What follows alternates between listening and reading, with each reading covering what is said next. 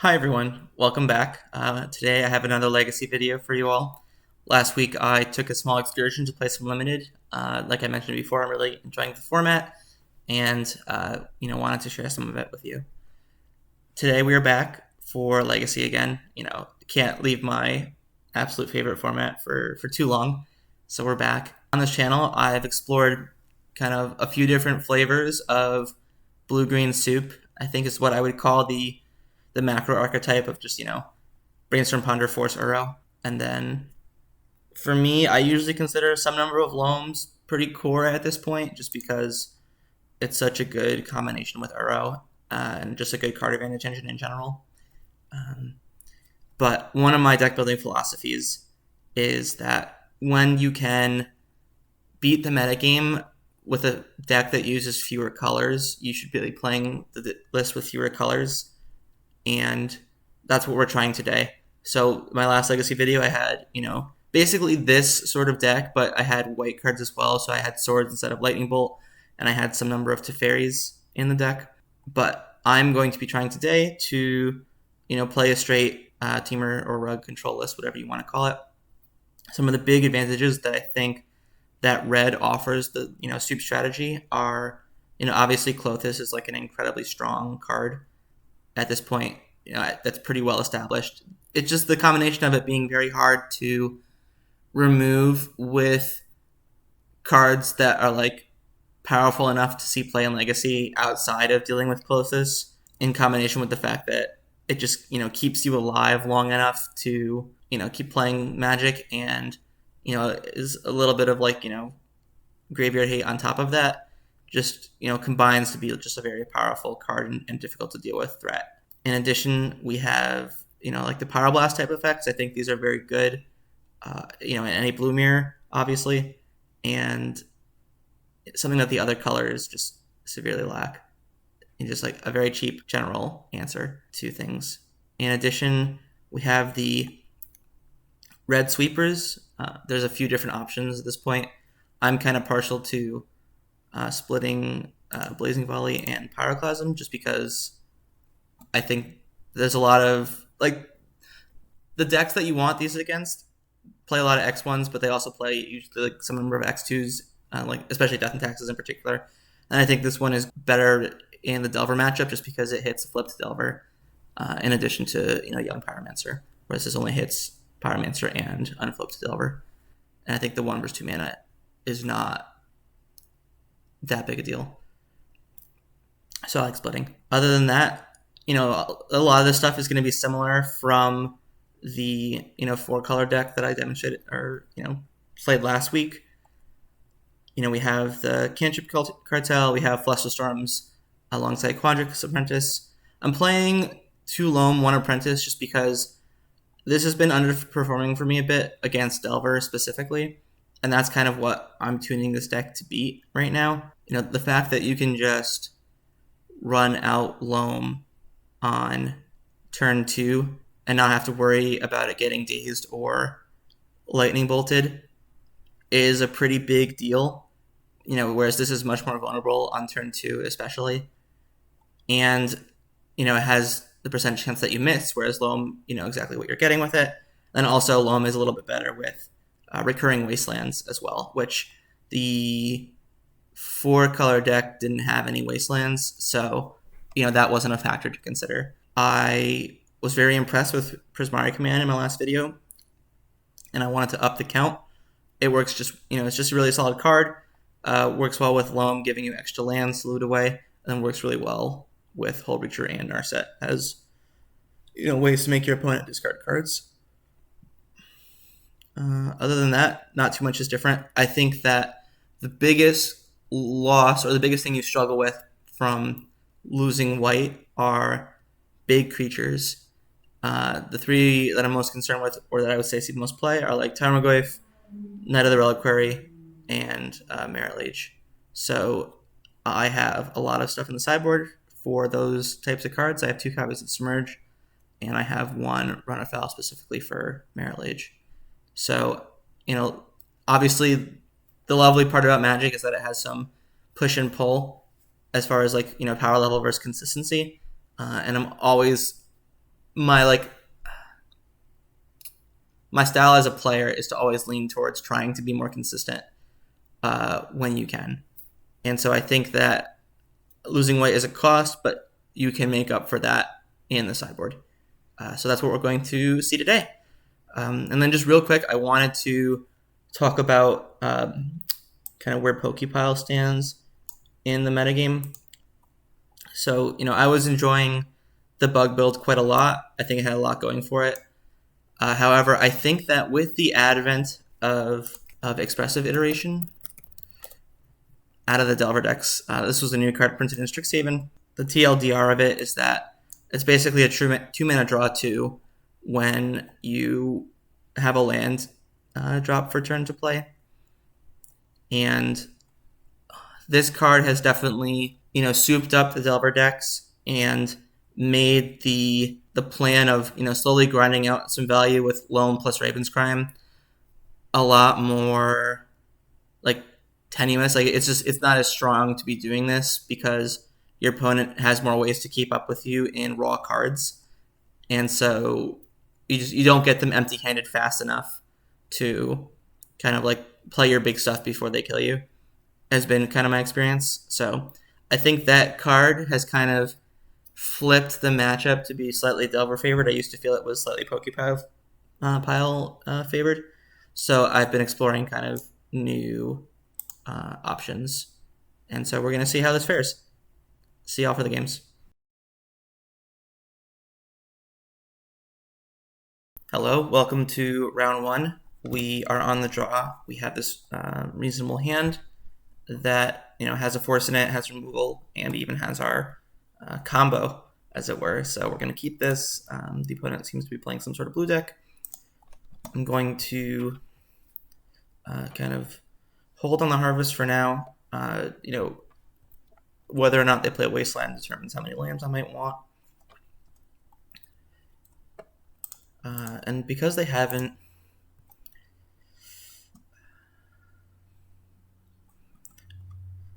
I'm actually going to I'm going to hold this for now. They haven't done anything, which leads me to believe they're more likely to be combo. But it doesn't necessarily mean that they couldn't also play Wasteland. It looks like they are Sneak and Show, which works for me. So I'm going to... I think I'm not likely to be able to cast 3 Force of Wills over the course of a game. I guess I want to use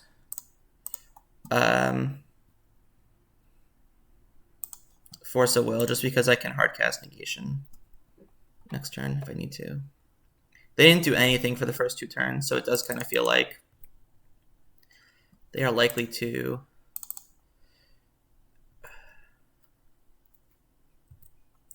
have another, business spell.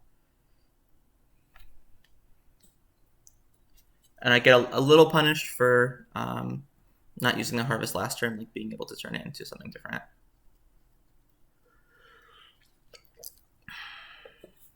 So now it's do I want to play into Daze or Spell Pierce?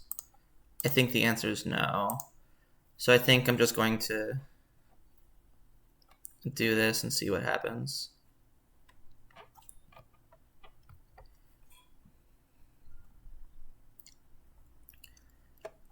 And I think I might still flash in Hullbreacher at the end step. It's unclear to me if that's the best play. I feel very yeah. So they did a Flusterstorm, which means I was correct in doing this. I'm still very dead, but that's fine. Fine. Basically, we have to hope their business spell is Gristlebrand and not Emrakul.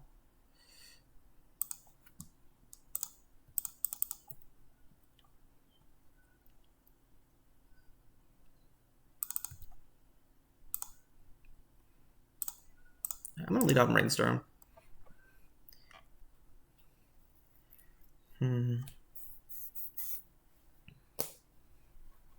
So I think I'll just use Harvest to just draw 1 card and then play Well, I'll play Library first and then play Harvest. So let's just do this.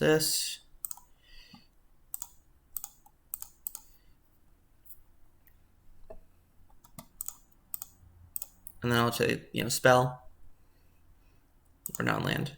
And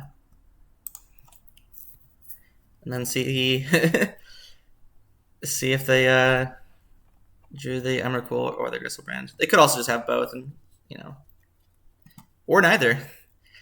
Interestingly enough. So it looks like I'm going to #pay8. Most likely. Yeah, I think it's worth it. Because I still, even if it's like Emrakul, it's possible. Ooh, another thing though is that like they could have Gristlebrand and want to use it to block. So I think I'm actually going to look for Wasteland. I will put these two back though and name a spell or non-land. I keep calling it spell. That's actually a pretty good draw. I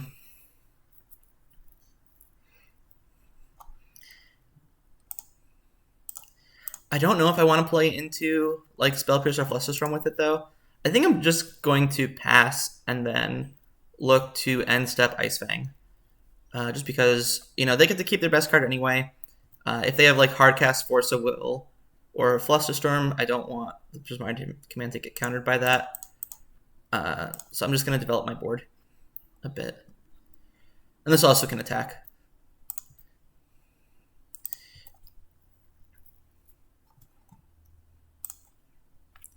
Now also potentially has Death Touch, which is good.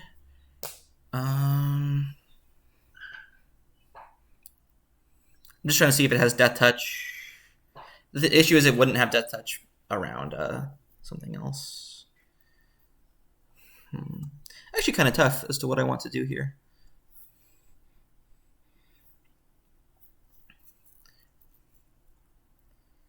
I think what I want to do is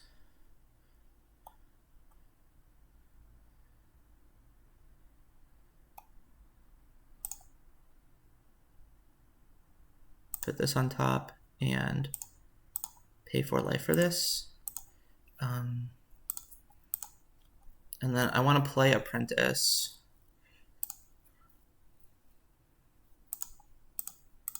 Certainly not attacking with this now, because even just like Gristlebrand regular cast is bad news for me.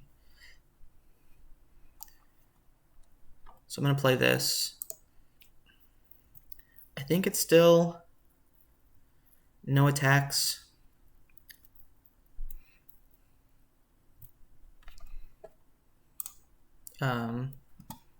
And in their upkeep, I'm going to command them. And then I think I'll make a treasure token rather than deal them to 9, 1, 2, 3, 4, 5, 6. No, it's still a Tingerbane Clock. So yeah, it will create a treasure token and then loot. So draw 2, and then I create the token. Red, blue, green.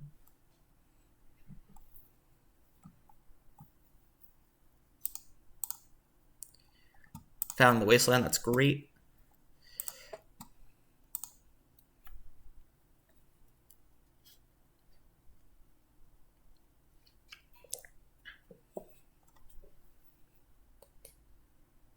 And we'll see kind of what happens with this card. If they hardcast Force, obviously I get to Fluster, which is nice.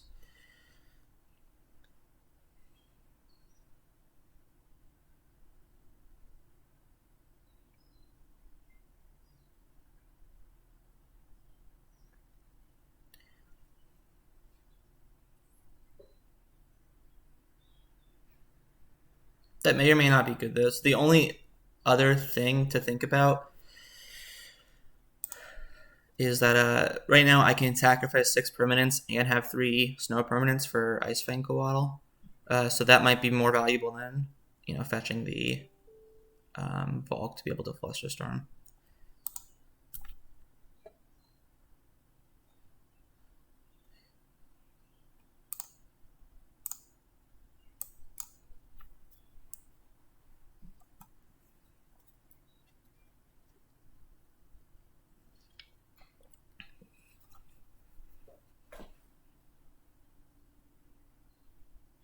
I had to decide if I wanted to fetch for the mountain to cast the Prismari Command, or potentially leave this to fetch a Mystic Sanctuary, which is in the deck, and I felt like Mystic Sanctuary was slightly better.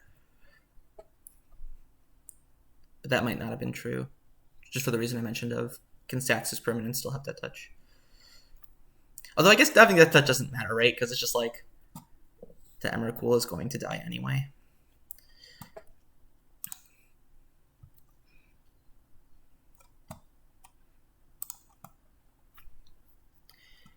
So, put on top, and then I'm gonna sack this. Or, if they have a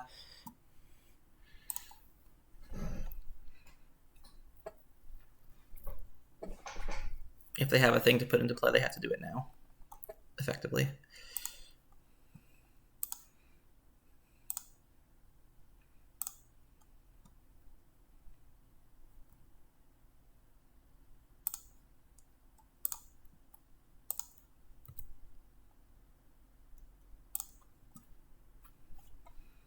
I'm going to attack first.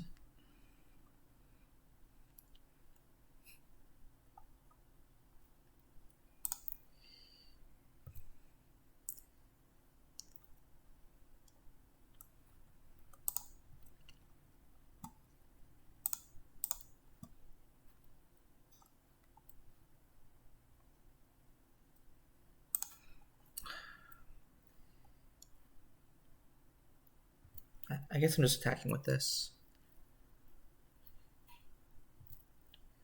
I just don't want to lose.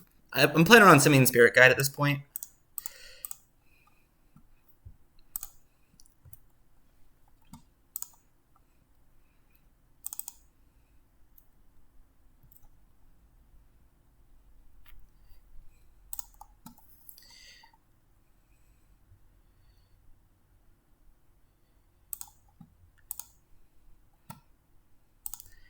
So, with creating the treasure token, this actually ends up costing 0 mana, which is kind of nice.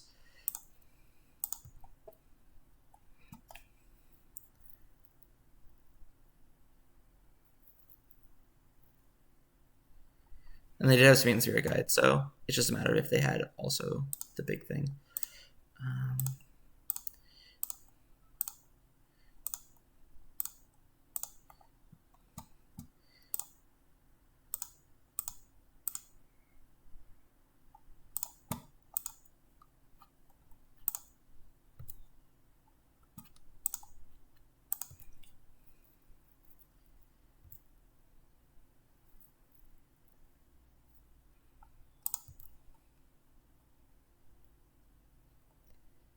All right, cool.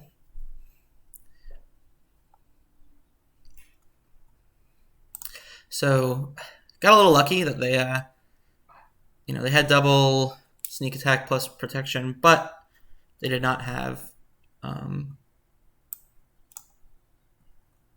big creature. So against them, I think sideboarding is pretty straightforward. I do like the surgical. Usually if you win a fight against a big thing like a Show and Tell or a sneak attack, getting to surgical the other ones is pretty important. And then you just trim down almost entirely on bolts.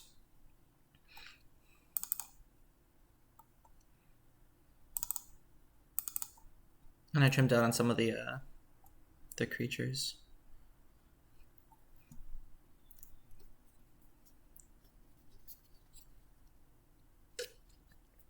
All right, this looks pretty good to me. Yeah, Let's do it. I like having one bolt in just because sometimes it can kill them quickly. You know, bolt makes a sanctuary bolt, or you know, sometimes they'll play the 3-mana 0/3 that like loots and has a show and tell effect. This feels good enough. We have Wasteland, and then we can play a flash game, which is nice.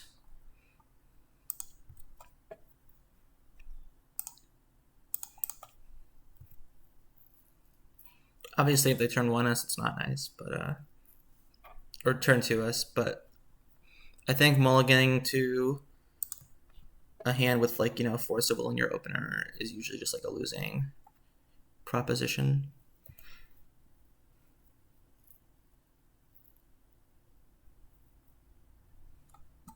So I think it's just a matter if I want to play around Blood Moon or not.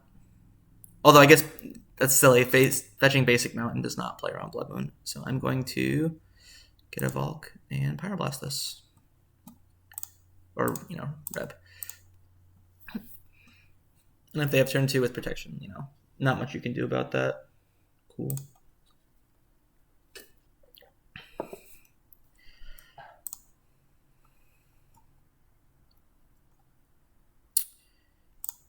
Put in Wasteland. Yeah.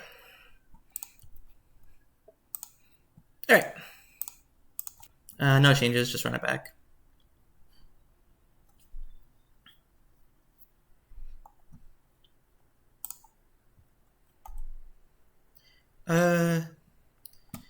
This seems fine. I'm going to harvest for a land.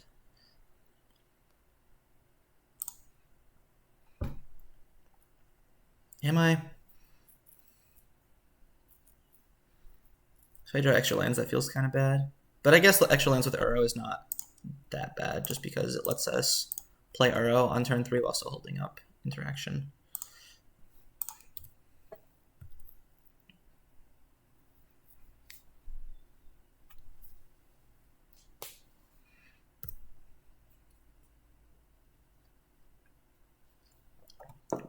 This was a top card, so that's fine. Sure. Could potentially destroy that with a command if we want to. We probably don't want to. Yeah, I'll just play this.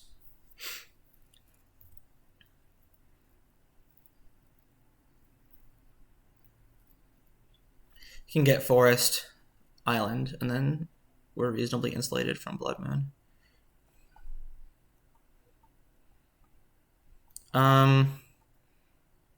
Oh, I see. Sure. Would never ever look to counter that. But they wanted an answer for Hullbreacher, which makes sense.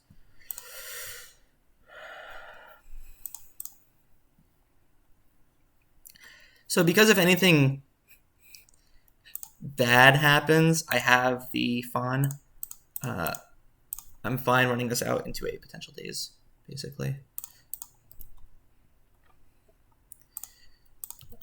And so that's a pretty good draw. This turn, obviously, we will hold up Red Elemental Blast. Next turn, we will, you know, ponder. Honestly, probably looking for Wasteland. I think that if they had a source of red mana, obviously that they would not crack their Lotus Petal. So that tells us a lot about their hand. Maybe like another Soul Land. Maybe like one big thing, but no protection. They did have the other Soul Land. Yeah, so I will use my Red Blast while the Red Blasting's good. Plays into, like, we haven't seen Daze yet. We saw Flusterstorm in the first game to a force pitch. So I'm fine playing into Daze here.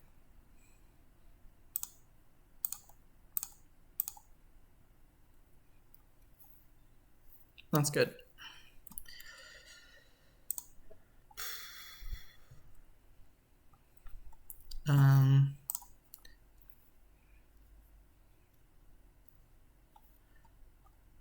I think what I want to do is... Oh, no. I have exactly not enough cards to do this, where if I fetch for the 6th card in the graveyard, then I can't put any spell on top. So what if I just do this, and Yeah, so let's just do this now. We have 3 islands. So let's just get Sanctuary. Put back red.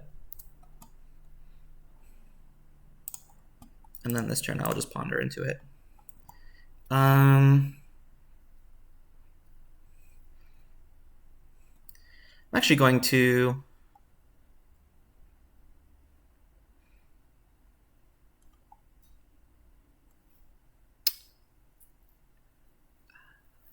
I think I'm going to ponder twice. Yeah. Oh, am I? No. So greedy. I'm so greedy.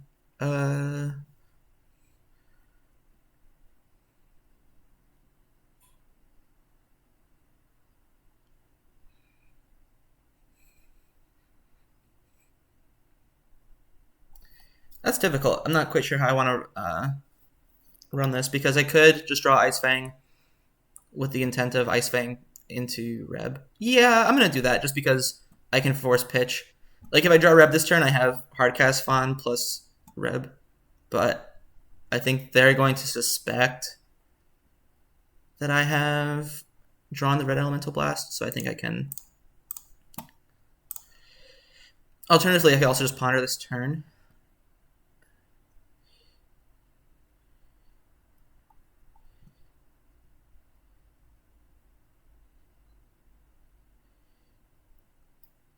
Yeah.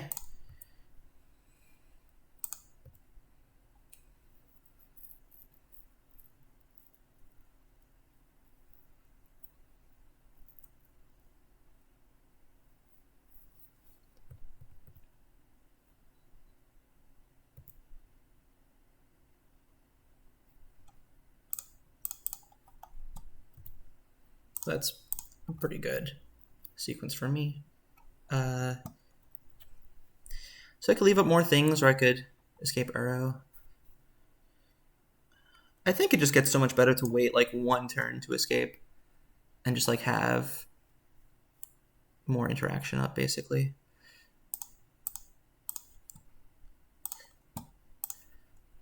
Don't have to touch, so I will be attacking and not blocking.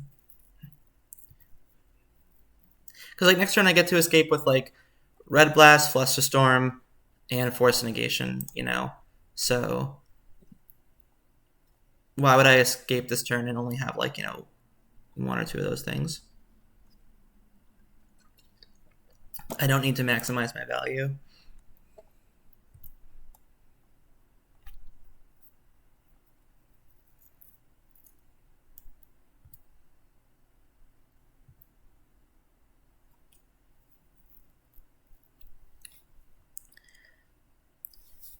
Could destroy an artifact, but I think I'm not going to.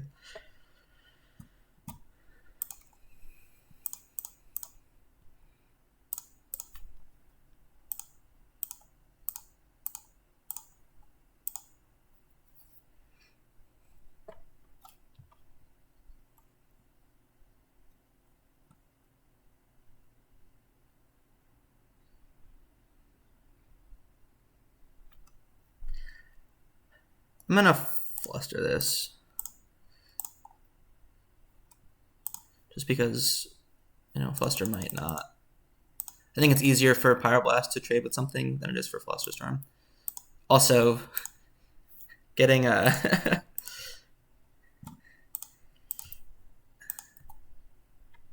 getting 2 petals and a force out of this Flusterstorm feels great. For obvious reasons. And obviously now we're firmly in the driver's seat.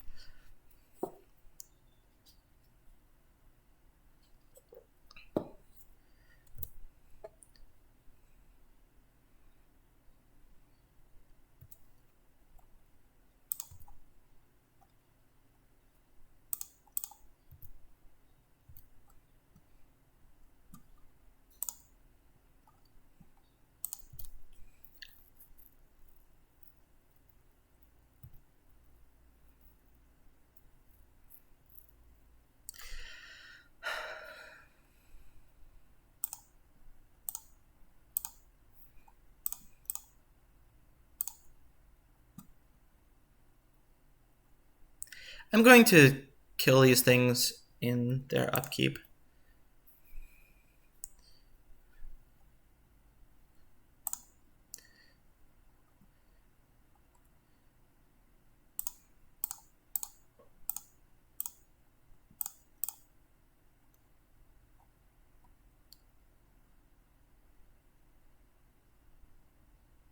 because I have Force plus Failed it now, so that should be enough.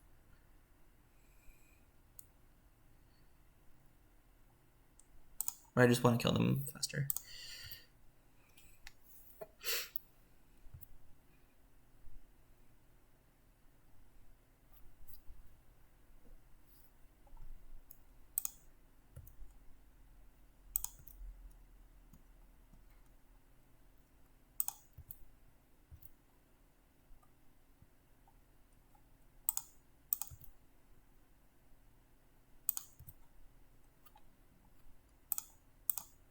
Don't really even know what I'm looking for at this point. That works. All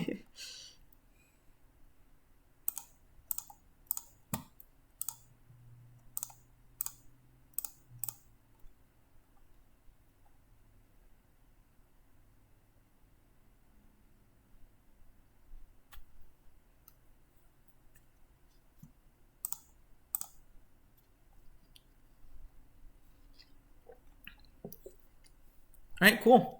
So we got there. Definitely some slightly rocky points, but most time playing against combo, that will happen where you have like 1 or 2 turns where it's the important turns, and then if you make it out of that alive, you have smooth sailing. So yeah, good game. We'll go back for the next round.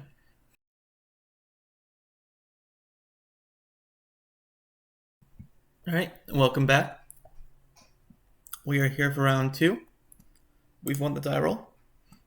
I will keep. Hope that this card's good.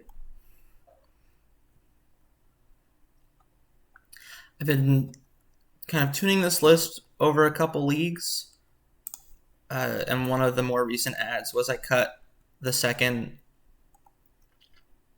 Quandrix Apprentice for a 5th removal spell in 4th Bolt. I felt that Apprentice was a little bit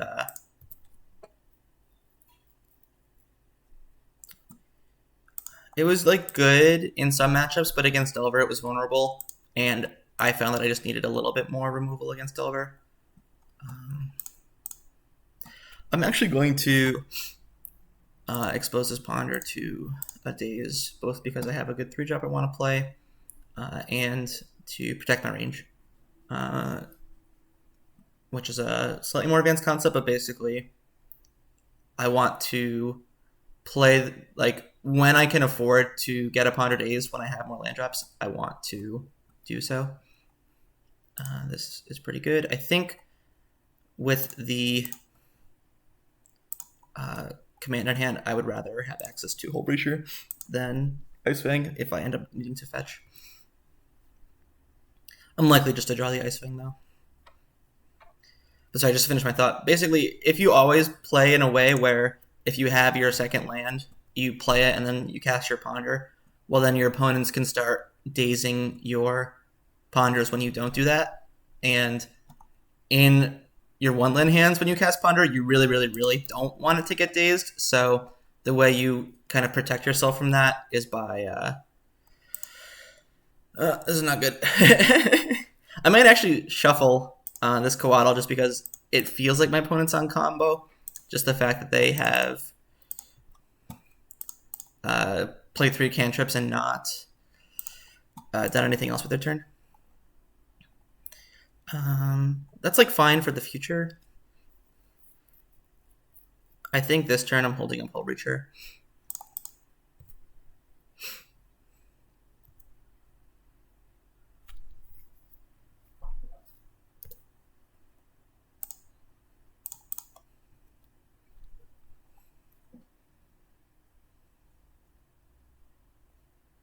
Obviously, Daze is the concern. Oh, they play Wasteland. Interesting. Well, now I don't know what to do. I think it just passed, though. If they're passing, I'm passing.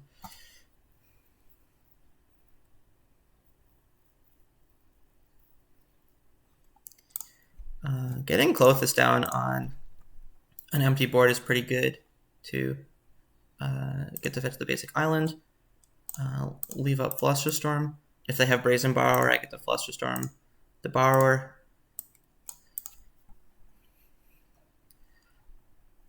And so hopefully this is looking to me like Blue Red Delver. Obviously, it could still be something different. But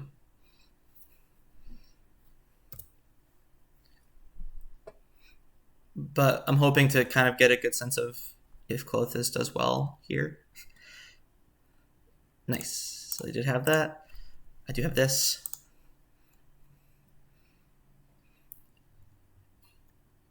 And this is nice because obviously it's good tempo and it gets rid of the 3/1 flash flying threat that I would eventually have to deal with. So I think the main thing I'm worried about now is the whale, which is a card they might have, just because I've drawn my 2 damage burn spells instead of my 3 damage burn spells. So obviously if this was a Swords to Plowshares, it would be much better here. But if it was a Terminus, it'd be much worse here. So, it's a lot of push and pull. They are playing green. Interesting to see if it's like the splash or if it's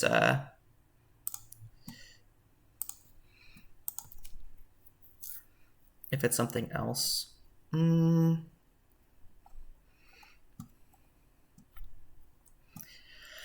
So I didn't do anything. It feels like Force of Negation is a card they have. I kind of don't want them to get, Force of Negation value.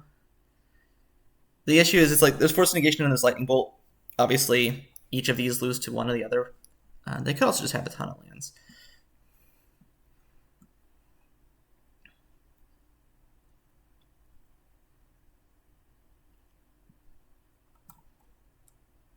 I think I'm going to do this just because if they like hardcast Force of Will, then either the Loam resolves or they have to 2-for-1 themselves.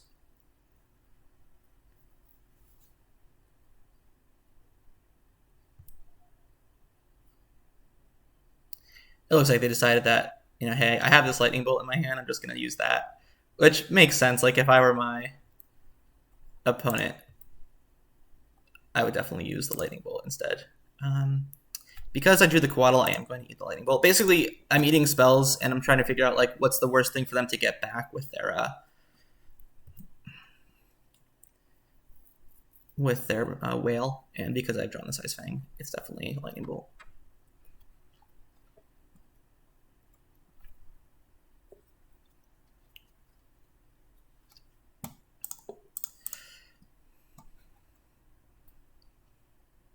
The thing I like about this deck is you get to play a very flash-heavy game plan with, Coatl, Hullbreacher, Command. It just gives you more options to kind of maneuver your spells around what the opponent is trying to do. Now, Uro usually locks up game 1. Especially with my opponent not having much of a board presence. Okay. So obviously that was not like the ideal Delver draw. So it's hard to make too many assumptions. But let's see. I like all this stuff. Obviously, the red blasts are good. So now here we have to decide if we think they're the heavier, so we have to decide if we think they're like the heavy green version with Tarmogoyf, or if we think they're the like blue-red version with like a Singleton Tropical Island. For like Klothys and from the sideboard. So I think right now I'm going to split the difference. If we find that they are in on the Moral and Rug version, I will bring in the From the Ashes. But usually against Delver, I like cutting all my Force of Wills. I like cutting usually the Quandrix Apprentice. It usually just ends up being too slow. And then I kind of haven't figured out the last ones. I think the Sylvan Library usually is a little bit... You never want to pay life against an aggressive deck, so that's usually worth the cut. And then I think it's one of these two. Narset can be attacked, but Hullbreacher isn't card advantage. I think just having the flash there is slightly better though. So this is how I'm going to play it. Like Apprentice, sometimes Apprentice is good. Sometimes it just draws you like 2 lands and then trades with Lightning Bolt, and like that's basically 3 for 1. I feel like in general Loam is just a little bit better, at being something that you're fine with running out on turn 2, and not worrying about like getting dazed or Lightning Bolted or Pyroblasted, for example. I will keep this hand. If they daze my Harvest and Wasteland me, I'm in trouble. But it's not always a play that people will do.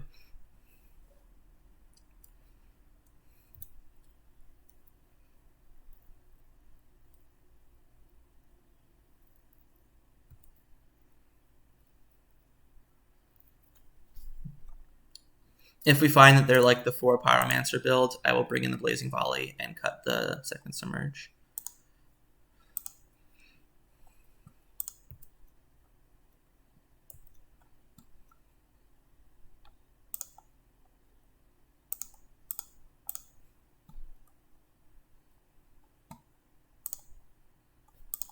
It's a good pickup. It gives us red for our Lightning Bolt.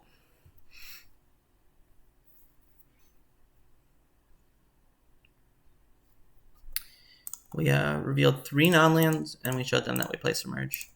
So we'll see how that goes for us. Okay. So they have the Wasteland.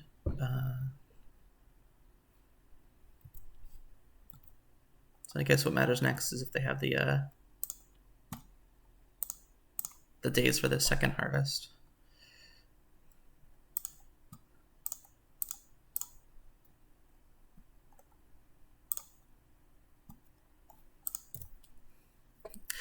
Again, a good pickup.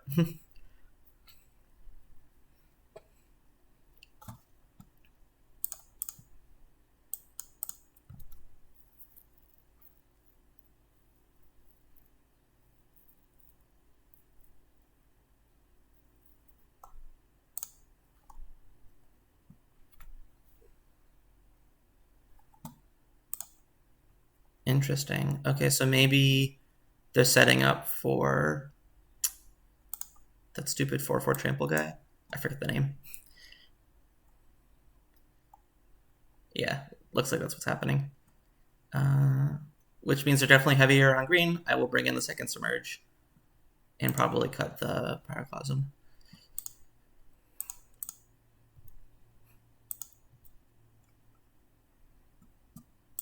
I'm going to do this now.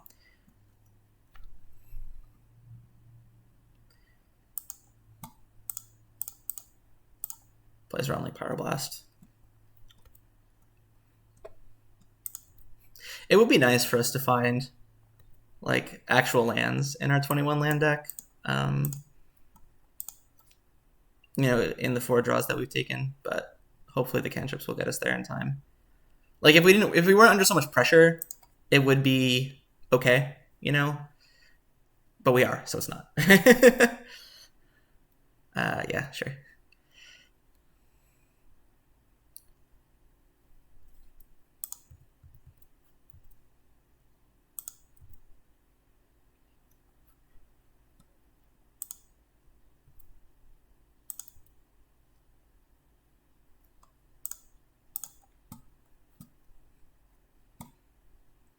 Well,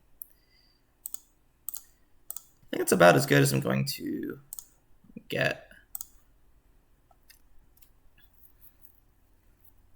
I guess the question is, do I want to draw? I think I do want to cast Ponder this turn and just, both draw the Loam and then figure out if I want a card underneath it. I already have a Lightning Bolt, so I'm just going to put this here.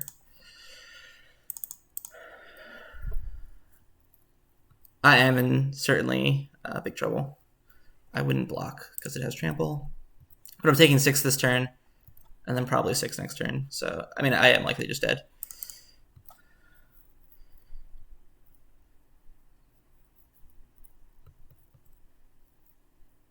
Obviously, if this was swords, it'd be better here. The Hooting Mandrills build, though, is a lot less common, if I'm being quite honest.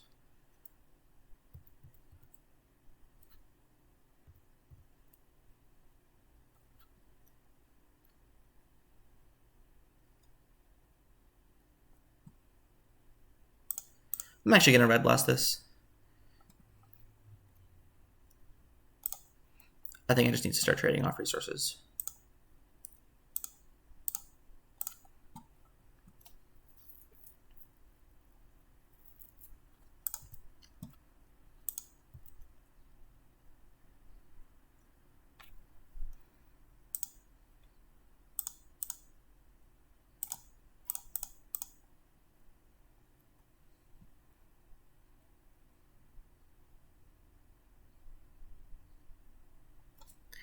So now the question is,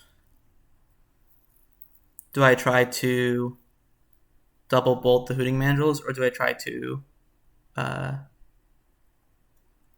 give Coatl Death Touch and block? I think double bolting has the highest upside.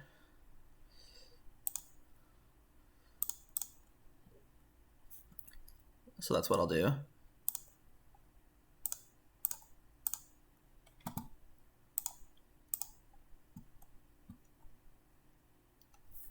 Just because if I block, I still take 3 and trample damage. Obviously, this plays into daze. They didn't daze the red elemental blast though, so there's some chance that they don't have it. We could also just be dead to, you know, an additional lightning bolt.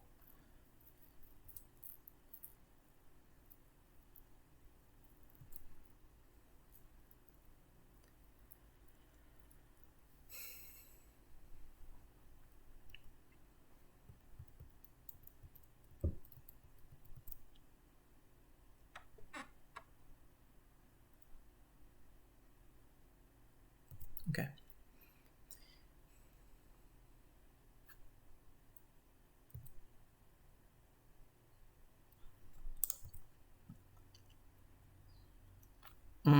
Well, as far as things that aren't bad go, that one's not bad. So I'm going to get to play the Uro. It will certainly resolve because of the Flusterstorm. You know, even if they red elemental blast this, or Pyroblast this, I should say. Unfortunately, it's going to get eaten by the Klothys, and my Klothys is going to be 1 turn later to the scene. But it keeps us alive for now, which is really all we can hope for in a situation like this. Like, we're certainly super, super behind. If they have, like, Lightning Bolt or Pyroblast for this Coatl, we're dead. I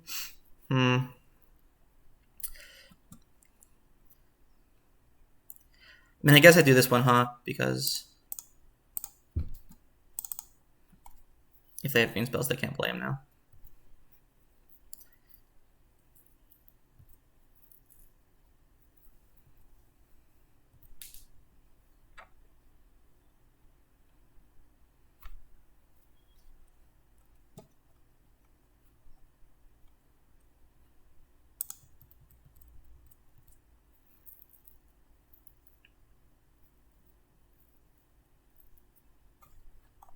Yeah, okay. So that's the game there.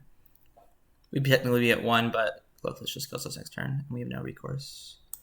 Suppose if we hit a second or... Yeah. Okay, so what does that mean? It means we probably want this. It means we probably want this. I don't think it means we want to Force of Will. I think we just can't afford to be so. And probably 4th Bolt is bad. It really only hits Delver. Run Afoul, I guess, also only hits Delver. Okay, yeah. They could play the Whale. Like, they could play some split of the Whale and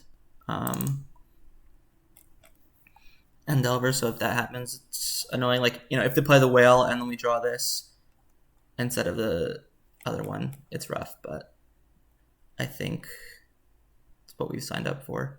We just have so many ways to... This is nice because it can double up on removal, like if you really need to. But we have so many ways to kill Delver. Yeah. I think I'm just going to say that this is, this is our deck. Okay.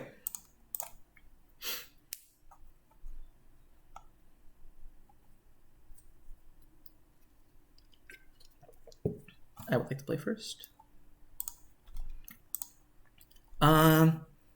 Yeah, this one seems reasonable.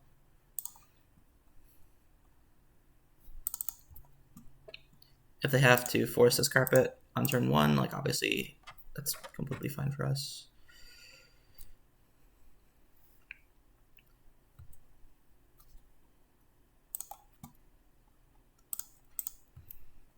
Should always heals to this. So basically my theory with this deck is that losing Bolt, is rough, or losing Swords is rough against, Goyf and Hooting Mandrills, but those cards aren't seeing that much play right now. Like the Temur Delver version is like on the downswing. It's mostly like Pyromancer and or Sprite Dragon builds with expressive iteration. And then even if you do, you still have like things like Ice-Fang Coatl and Uro to hopefully, lock up the board.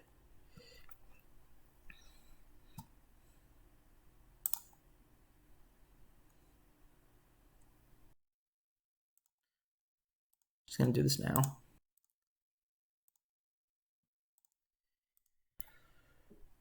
I probably should have played this to leave up Red Elemental Blast.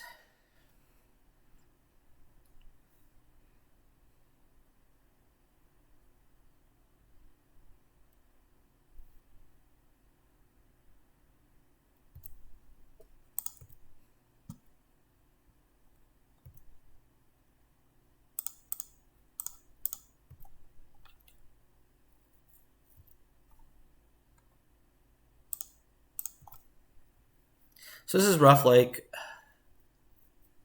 yeah, I'm going to count on this. Just because my hand doesn't have good answers to, like, Goyf or Klothys or stuff, so I just want them to be slightly less likely to find those things.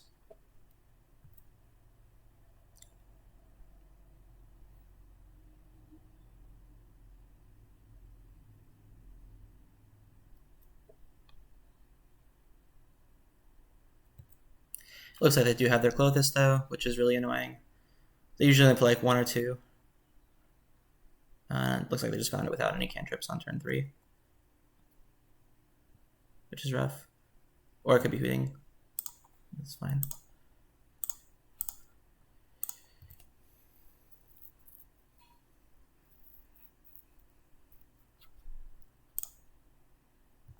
Right, well, we do hopefully get to, I guess, trade even because of the 4th bolt. This is about as good as we could have hoped for, quite frankly. Use Cover Flowers ability, yes. Red. 1. 1.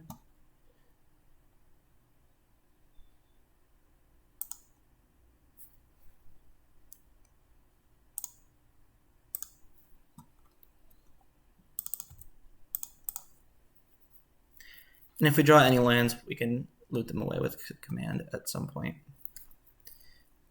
Yeah, this really was about as best as we could have hoped for, all things considered.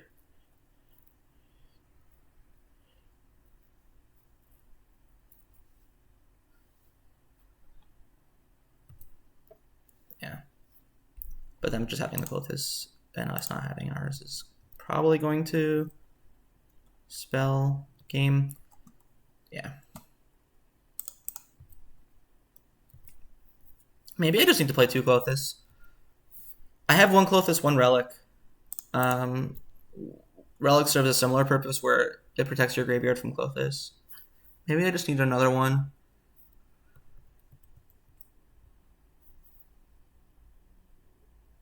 Because, like, they basically just didn't do anything other than draw this card, and it's just going to sit here and win the game, most likely.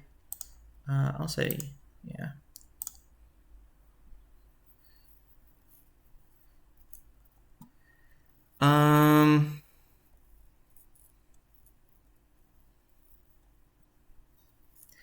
Yeah, I think this is worth it.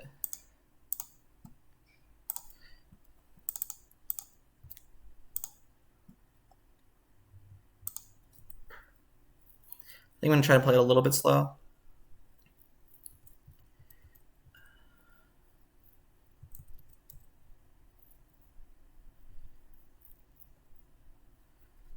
I'm trying to figure out how much I should play into Surgical. So like the awkward thing here is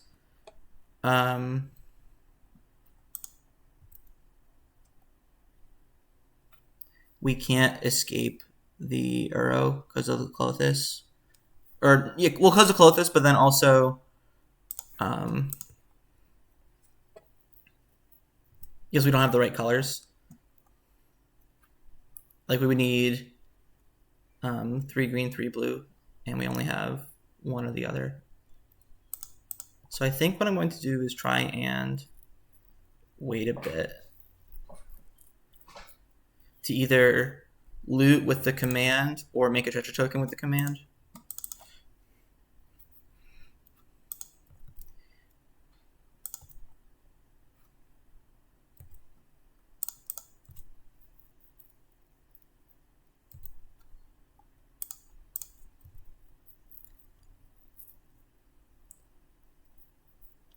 Yeah, I probably do just need like another relic.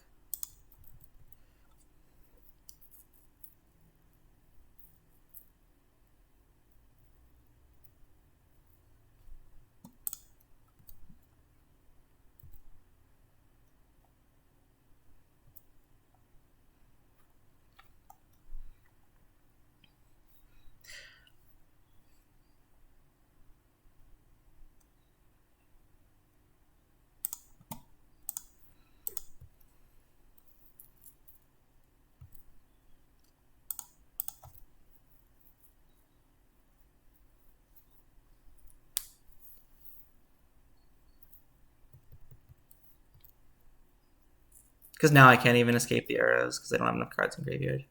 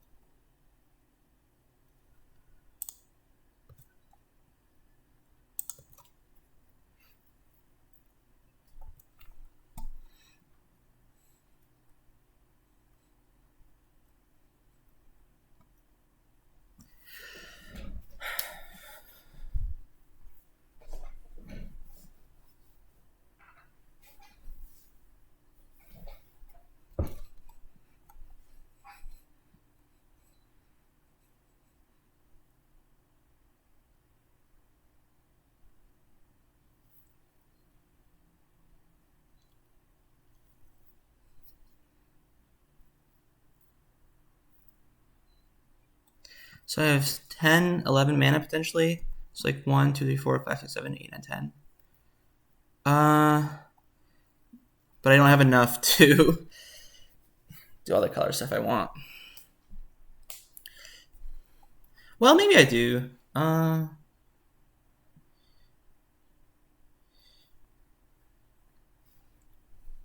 Let's just add blue.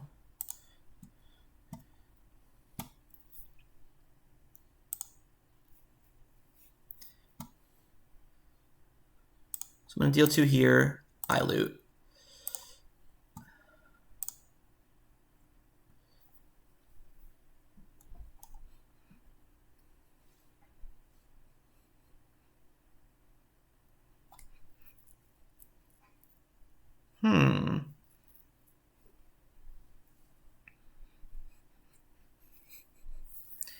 So it feels like one land goes, and then I think one lightning bolt goes. Because I have this red blast to counter Force of Will.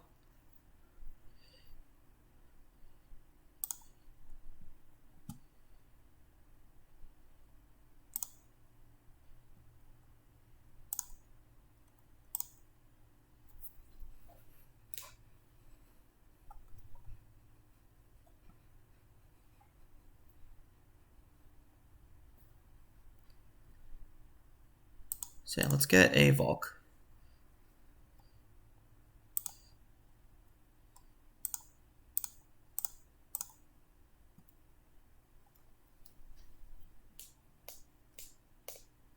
And now we can even run out one Uro. I think. Okay.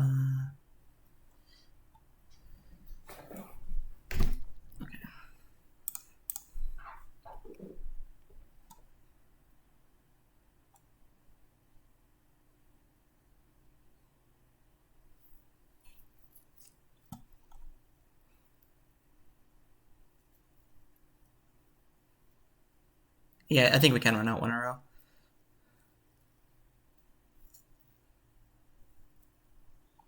Wow, they fucking have Stifle. Holy shit.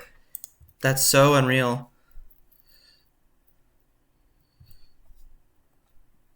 No one plays that card anymore.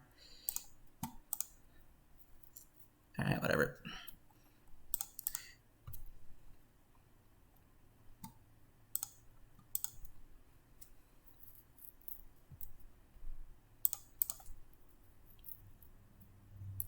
Hopefully one of the last cards isn't surgical.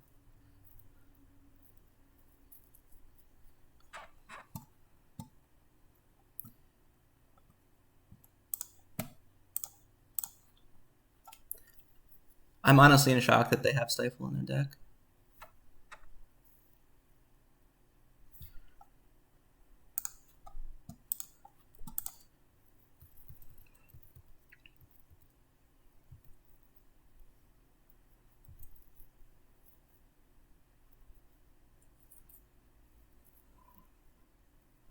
It's fine.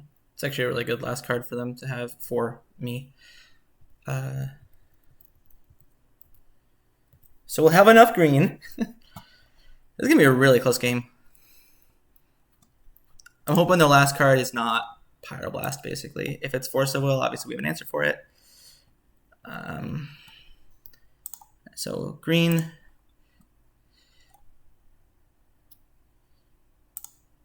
We'll go with Spell. Or non-land.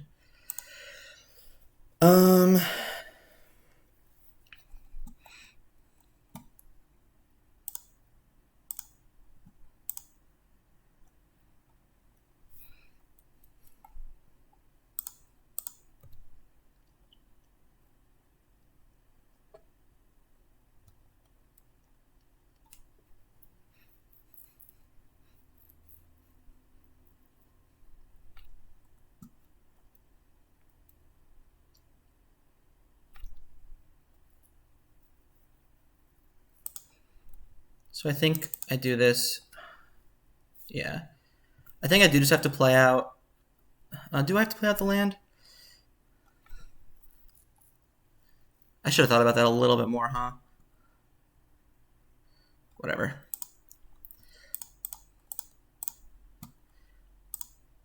So I'm going to get all the spells out so that if they want to hit a spell, they have to target their graveyard.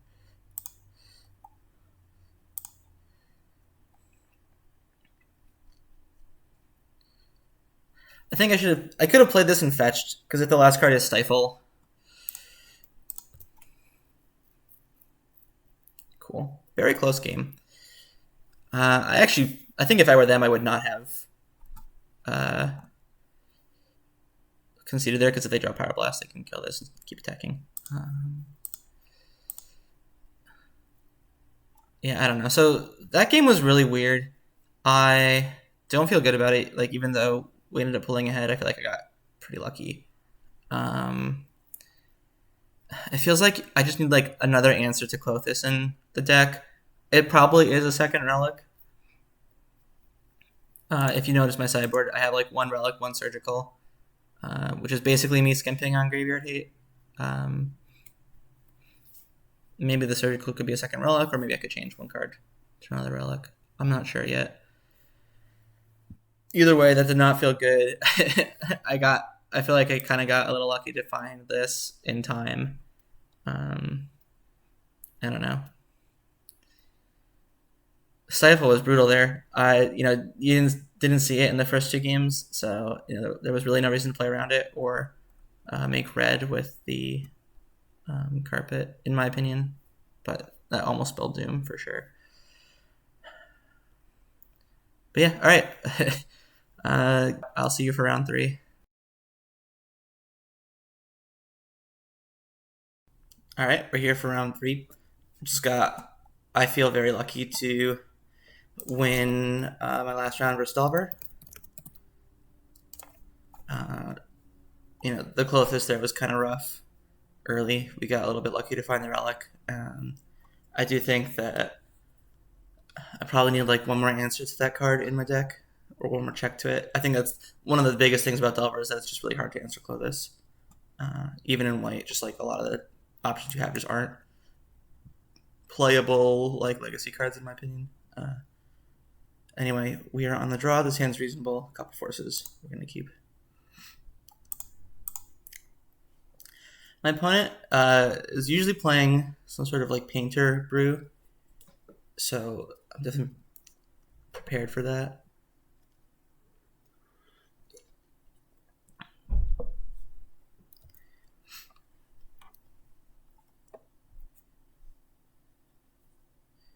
Yep, it's fine.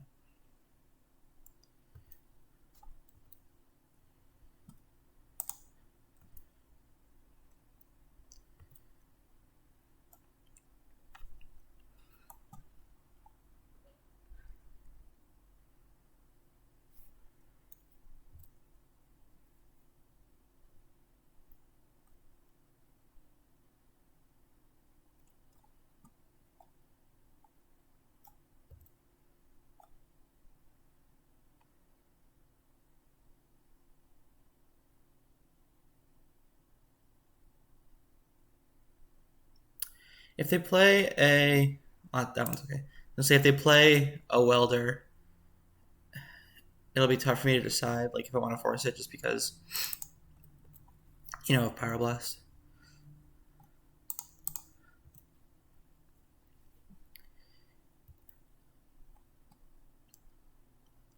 Luckily, I didn't have to make that decision.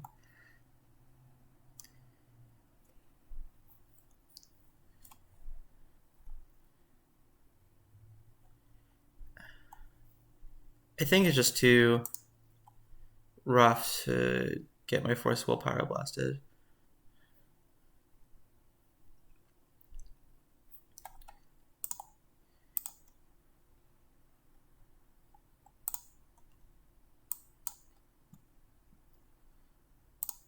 Well, I think it's free to play Coatl at this point, so I'm going to do that, see what I draw, and then decide if I want to counter this.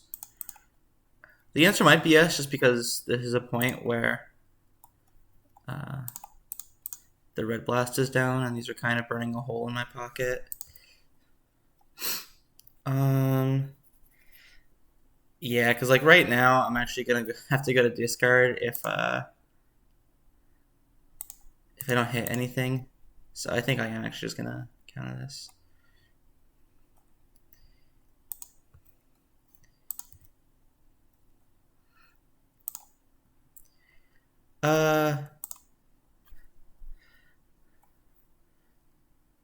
I think I just developed the Uro here.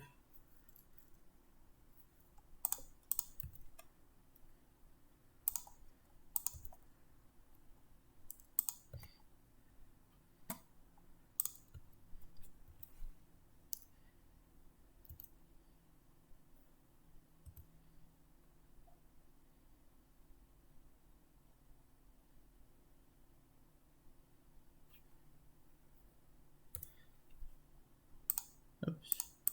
Wrong place to look. So welder and red.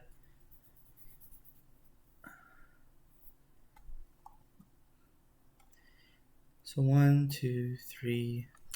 So I could force and then Fluster, Run Elemental Blast.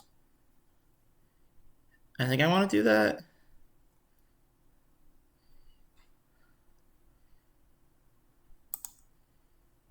Because they have the stars in the graveyard and I don't have removal yet, I think I want to do this.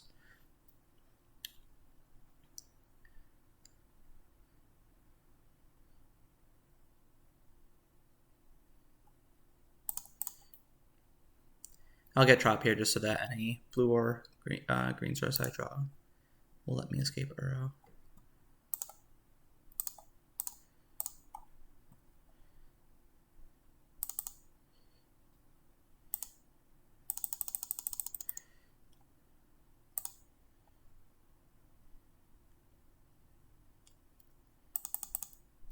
This is nice because it uses all my mana this turn and gets the red blast out of their hand so that, if I can escape the Uro.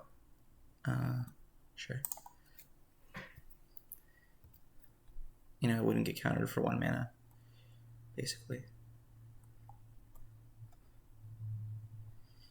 Now this is the revealed section. I know this. I feel a little bit behind if I... Interesting. So it looks like they're going for a more value-oriented plan. Means they probably don't have, Grindstone as the last card.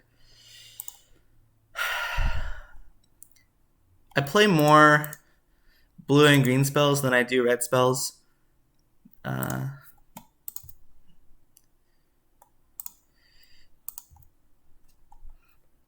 it's just a matter of if I want to hit the green source or the 2 mana source. I think the green is mostly just for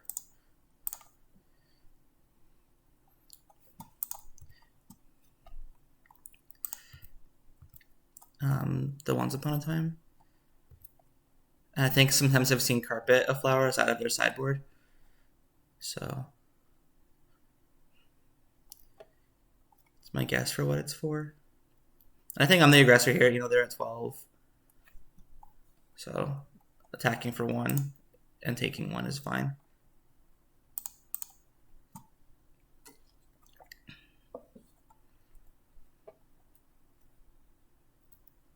Okay.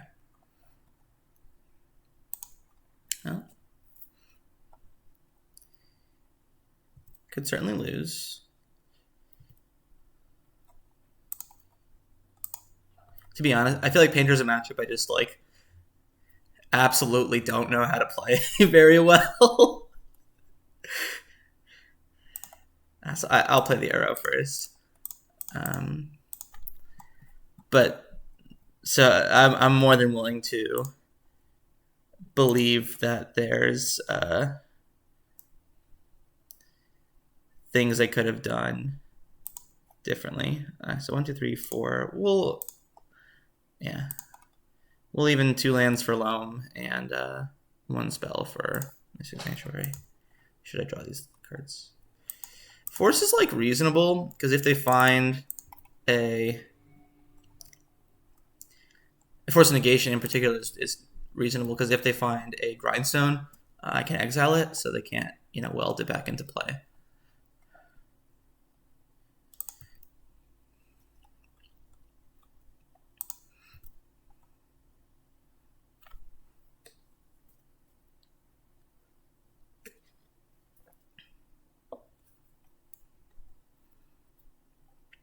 I don't really know what I'm looking for. I guess I'm looking for red removal spells for these guys. I'm not gonna fawn this. They have still access to it. Although I guess this lets them do this, but so they would have had to get rid of their Painter to get back Chromatic Star. But I think that is fine in general for them. They would just keep doing the Star Loop until they're ready to bring back Painter Servant. So I kind of don't want. Okay. Lotus Petal Ancient Tomb, sure. Actually, unclear here which one is better for them, just because Petal is an artifact for Welder, but I guess they already have enough artifacts. And they agree. Obviously, they're much better at Painter's Servant than I am. So, I trust their decision is correct. Goblin Engineer. Oh no, that's the one that gets Sunring Titan, isn't it? It's pretty bad for me actually. All right, we need some red removal spells. All right, so we're gonna go spell. I'm just gonna call it spell forever.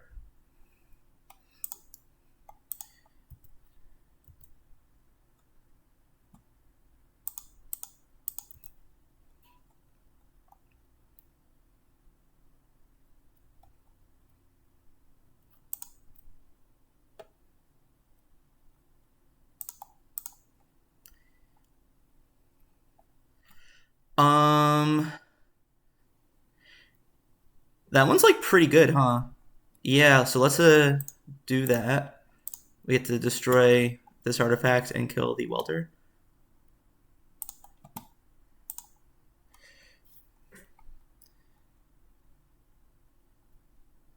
Okay. It's gonna take me a while to kind of remember where these modes are.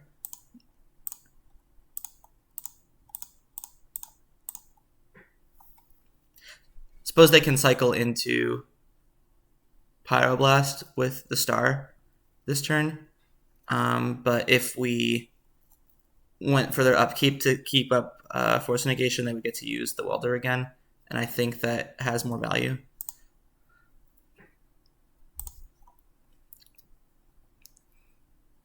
Oof. That's so annoying.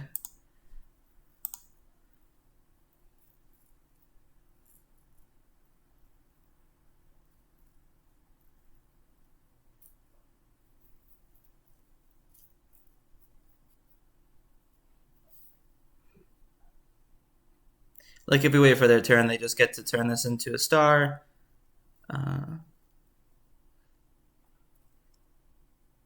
They get like another draw step.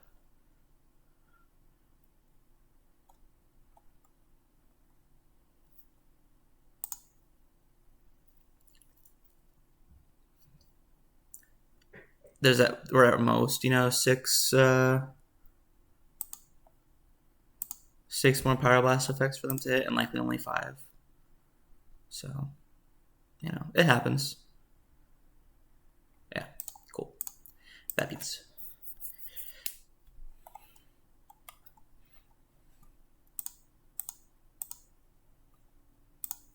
Okay.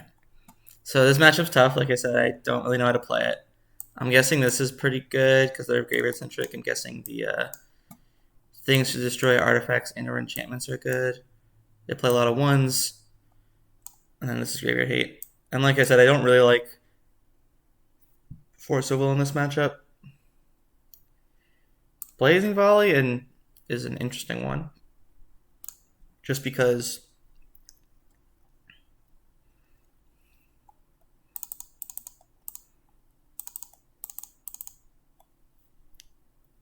they do play a lot of X1s, like the Engineers and X1. I guess they play the Welder too, and yeah. Oops, that's not what I wanted. So I think if I had to bring in only 1, I'm going to do that. And then I think Flusterstorm can be a little suspect. I have to make 2 more cuts. Ice-Fang's probably a little mediocre. If Flusterstorm is kind of only good against Pyroblast.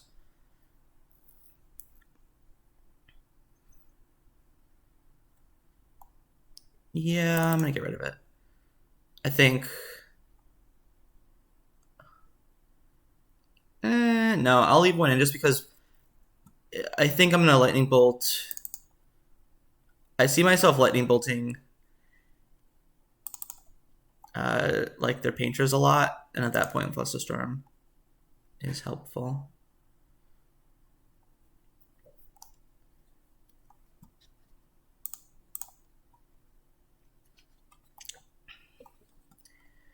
Sure. Not ideal, but we'll draw out of it.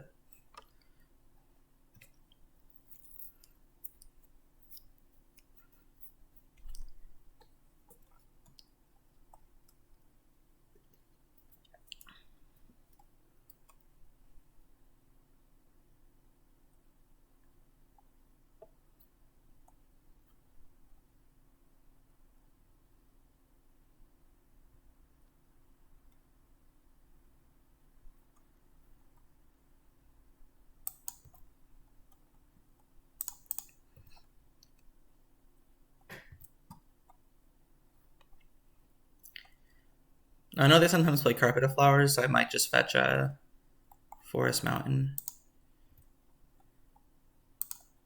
We'll see.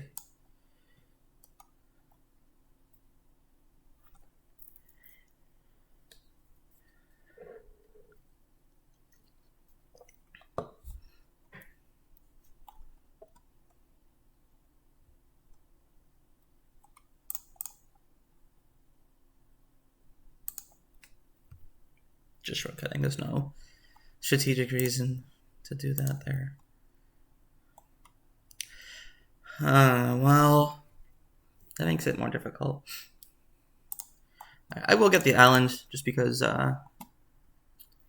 they have like Ancient Tomb plus Blood Moon, and I have the Sanctuary.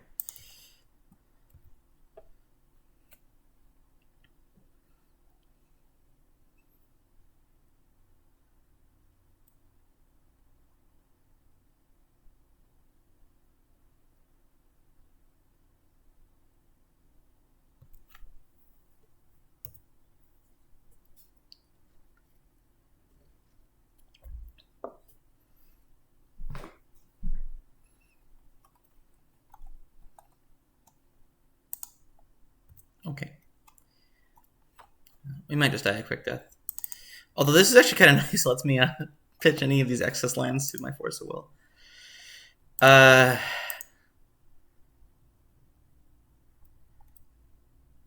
mean, okay, sure. I don't think I'm going to judge the Loam. It's just so, like, it's bad if they have, like, a Blood Moon effect. I suppose it's also bad if I draw a land. Or it's not, it's slightly better to dredge this than it would be to draw a land. A non-wasteland land, I should say. But, whatever.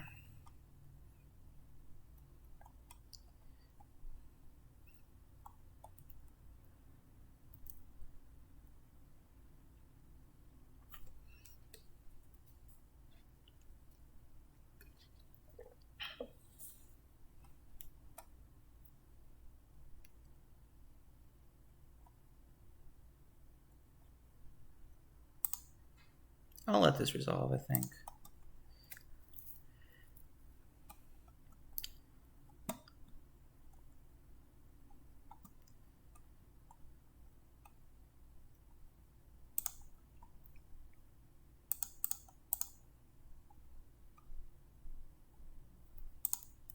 It's also fine.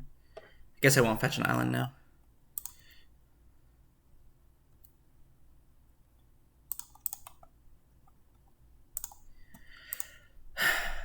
Yeah, I mean, only drawing lands the entire game. Definitely an easy way to lose, for sure. But I think that's true with any deck.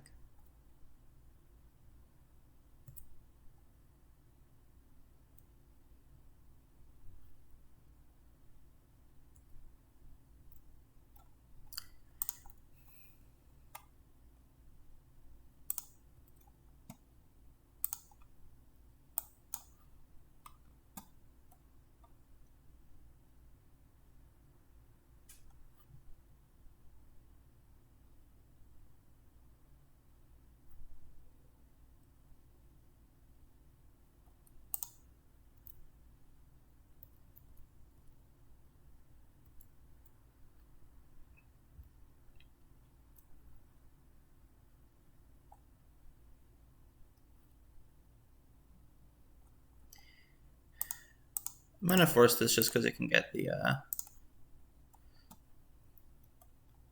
1/2 that bends the 7/8, the Sunring Titan. Okay, okay.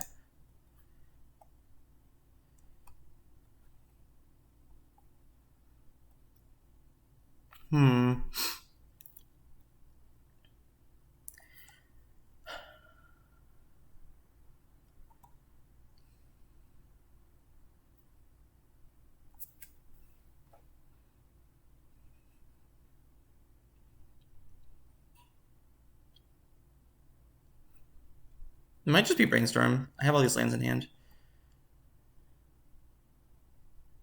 Yeah. I think it's going to be Brainstorm.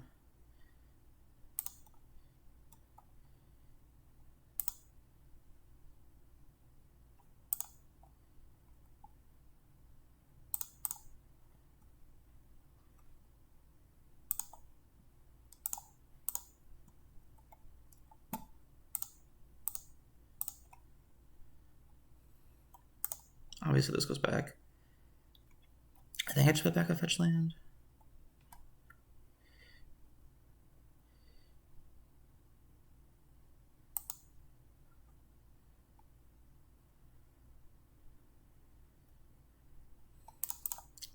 I guess I play a 2/2, huh?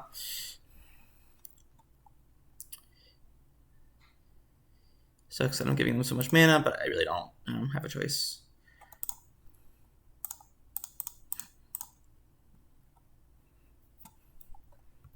If they Pyroblast this, you know, I can't really be that upset.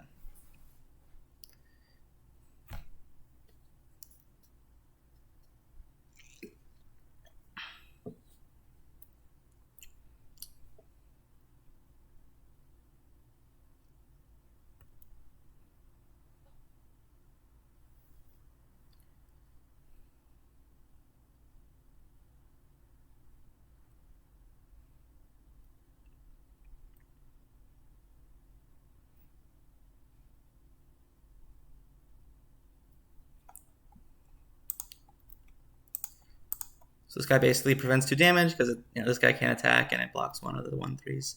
So I'll take it. I'll take it.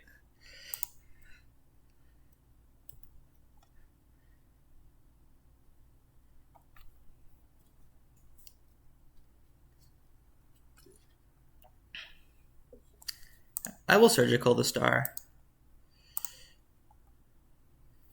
It does let me dig for a land, which I don't really need, but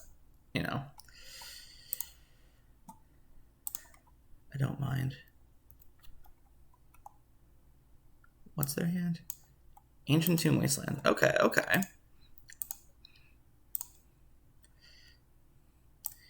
So we're in tough shape, certainly. But so they have 3 grindstones that I'm worried about. A Winter Orb, obviously, and then the Sundering Titan plus any way to get it. So yeah, I'd say we are in bad shape, but not unlosable.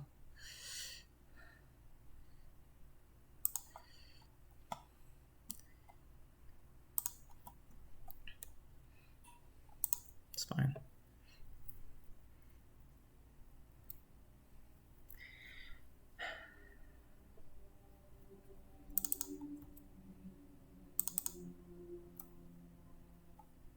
So this is interesting because I only have 1 more green source in the deck. So like if they draw their last Wasteland, I can't cast green spells anymore. But I think I have enough mana, and like this will give me lands every time I cast a spell, or every time I cast a spell. So I think I have to not do it.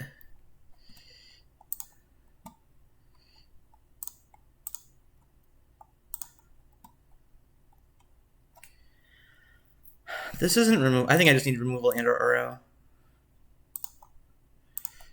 Well, there's Uro.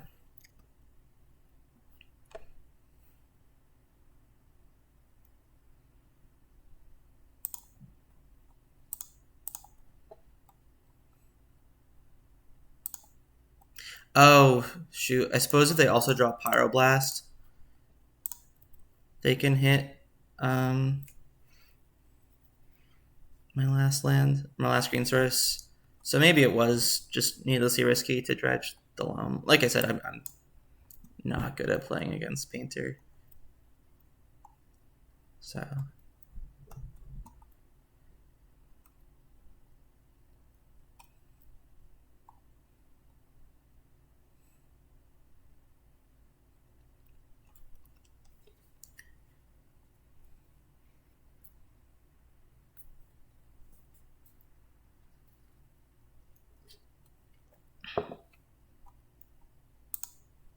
Okay.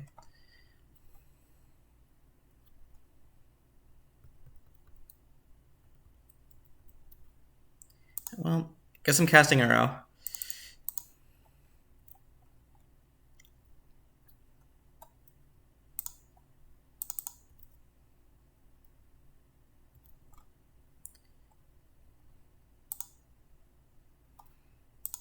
Is that better?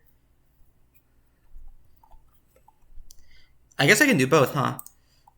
So cancel. Cancel. Put on top.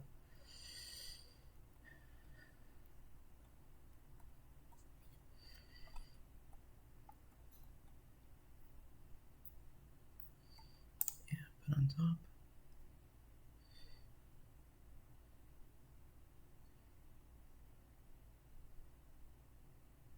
Yeah. I do want to draw the Coatl. I think. Do I? I'm basically on a thread here where it's like, yeah, I guess I do because it can block one of these things. So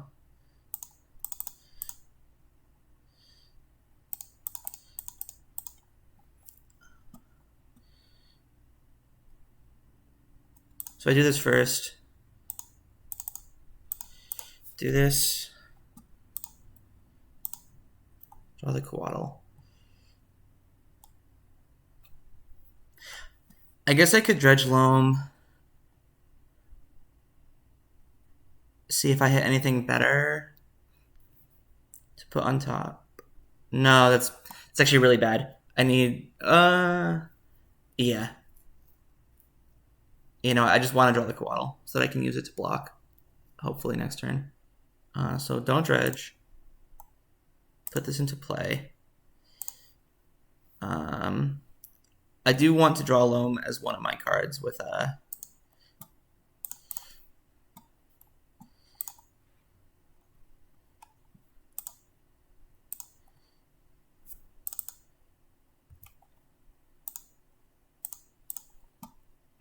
I see next turn. So we're still sweating a lot of cards. You know, Wasteland, Pyroblast, and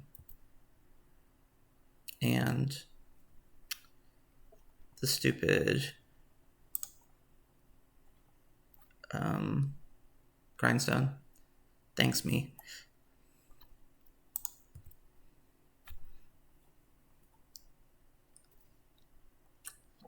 I suppose this is a redraw.